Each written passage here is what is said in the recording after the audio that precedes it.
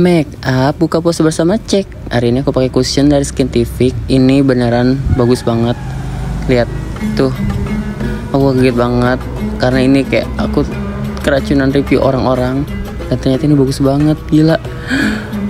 Kaget banget, sumpah. Aku langsung pakai concealer.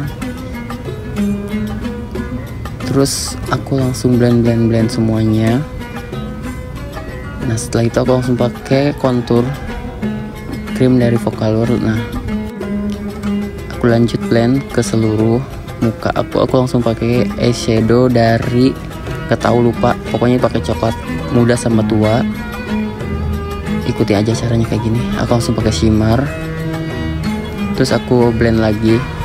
Aku langsung pakai eyeliner yang kayak Thailand look aja, bulu matanya yang natural.